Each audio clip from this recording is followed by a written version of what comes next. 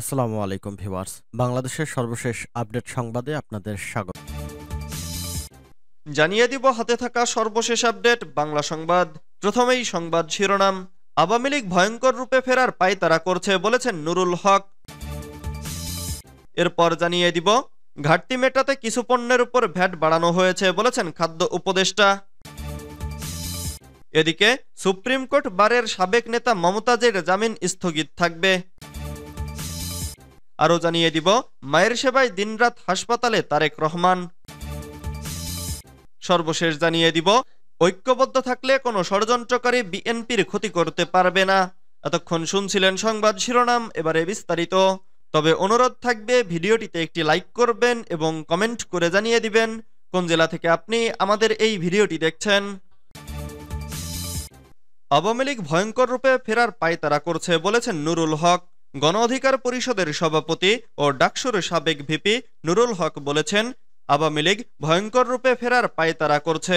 তিনি বলেন, ছাত্রদের উচিত ছিল আওয়ামী লীগের বিচারের দাবিতে শাহবাগে অবস্থান কর্মসূচি পালন করা, কিন্তু সবাই ভাগ বাটোয়ারা আর ক্ষমতায় যাওয়া নিয়ে ব্যস্ত।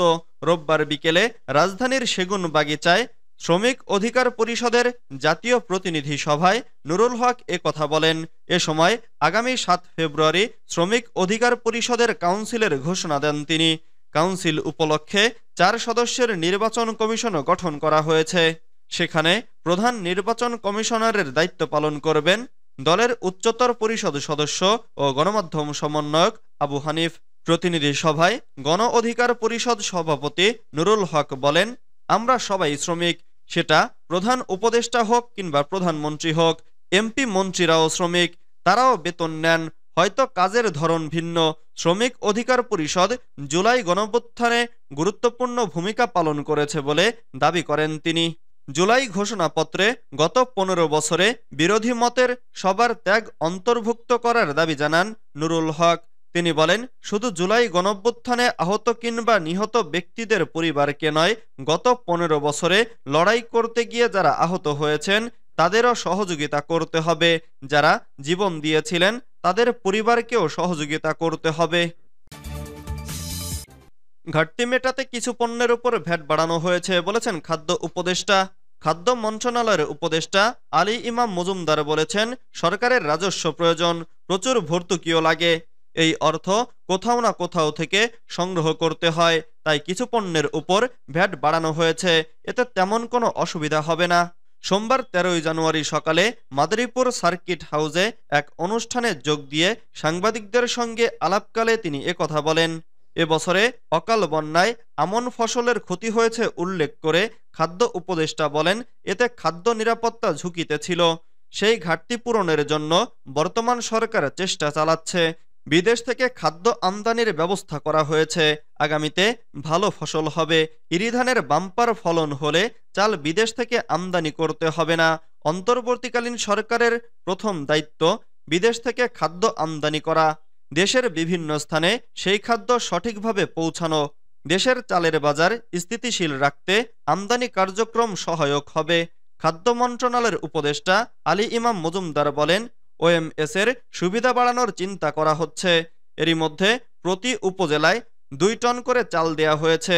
খাদ্যবান্ধব কর্মসূচিতে আগামী ২ মাস দেশের ৫০ লাখ উপকারভোগী মাত্র ১৫ টাকা কেজিতে ৩০ কেজি করে চাল পাবেন। খাদ্য মন্ত্রণালয়ের দুর্নীতি নিয়ে সাংবাদিকদের এক প্রশ্নের জবাবে আলী ইমাম মজুমদার বলেন, খাদ্য মন্ত্রণালয়ের কিছু অনিয়ম রয়েছে, সেই সম্পর্কে দুদক অনুসন্ধান করছে। ভবিষ্যতে এ অনুসন্ধান চলমান থাকবে। এ সময় মাদারীপুরের জেলা প্রশাসক মোসাম্মদ ইয়াসমিন আক্তার, পুলিশ সুপার মোহাম্মদ সাইফুজ্জামান সহ আরও অনেকে উপস্থিত ছিলেন।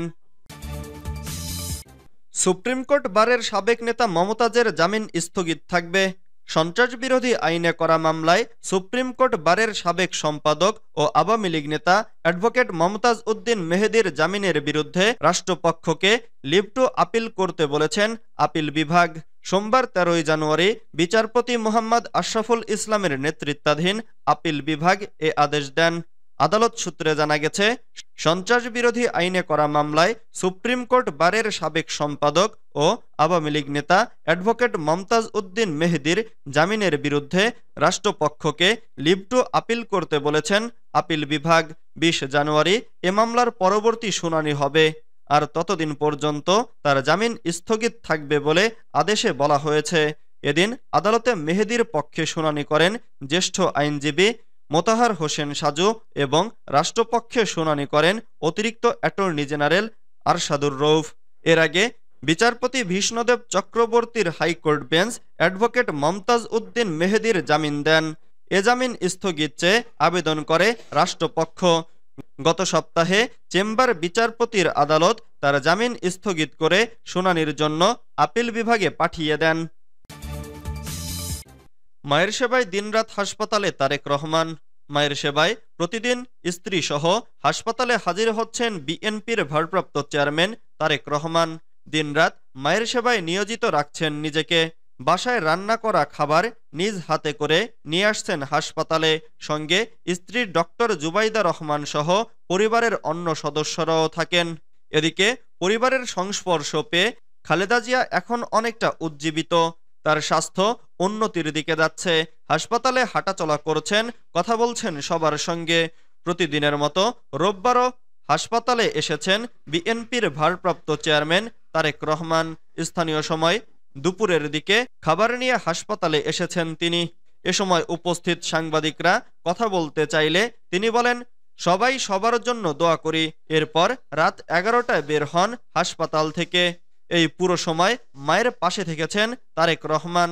এ সময় ইউরোপীয় জিয়াউর রহমান ফাউন্ডেশনের সমন্বয়ক কামাল উদ্দিন ও যুক্তরাজ্য বিএনপির সাধারণ সম্পাদক কায়সার এম আহমেদকে তাদের সঙ্গে দেখা যায়। এদিকে পুরোপুরি চিকিৎসা শুরু না হলেও লন্ডনে হাসপাতালে ভর্তির পর বিএনপি চেয়ারপারসন খালেদা জিয়ার স্বাস্থ্যের আশাব্যঞ্জক উন্নতি হয়েছে। বিএনপি চেয়ারপারসনের ব্যক্তিগত চিকিৎসক ও দলের জাতীয় স্থায়ী কমিটির সদস্য ডক্টর এজেড এম জাহিদ হোসেনকে উদ্ধৃত করে যুক্তরাজ্য বিএনপির যুগ্ম সাধারণ সম্পাদক খসরুজ্জামান খসরু গণমাধ্যমকে এ কথা জানান। ঐক্যবদ্ধ থাকলে কোনো ষড়যন্ত্রকারী বিএনপির ক্ষতি করতে পারবে না। স্বৈরাচারী শক্তির সব ষড়যন্ত্র নস্যাৎ করতে সবাইকে ঐক্যবদ্ধ থাকার আহ্বান জানিয়েছেন কেন্দ্রীয় বিএনপির ক্রীড়া বিষয়ক সম্পাদক ও ঢাকা মহানগর উত্তর বিএনপির আহ্বায়ক আমিনুল হক। তিনি বলেন, ঐক্যবদ্ধ থাকলে অতীতে পারেনি, ভবিষ্যতেও কোনো ষড়যন্ত্রকারী বিএনপির কোনো ক্ষতি করতে পারবে না। রোববার 12 জানুয়ারি দুপুরে রাজধানীর ভাসানটেক 3 নম্বর মোড় বিআরপি কমপ্লেক্স মাঠে ঢাকা মহানগর উত্তর ভাসানটেক থানা বিএনপির কর্মী সভা ও রাষ্ট্র সংস্কারের 31 দফা কর্মশালায় প্রধান অতিথির বক্তব্যে তিনি একথা বলেন। তিনি বলেন, গত 17 বছর ধরে আওয়ামী স্বৈরাচারী সরকারের জুলুম, অত্যাচার, নির্যাতন, নিপীড়ন বিএনপির নেতাকর্মীরা সহ্য করেছে।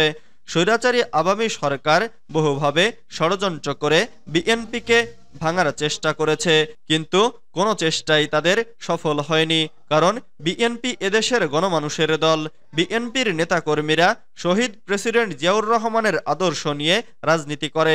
দেশনেত্রী খালেদা জিয়া ও দলের ভারপ্রাপ্ত চেয়ারম্যান তারেক রহমানের নেতৃত্বের প্রতি আস্থা রেখে কাজ করে।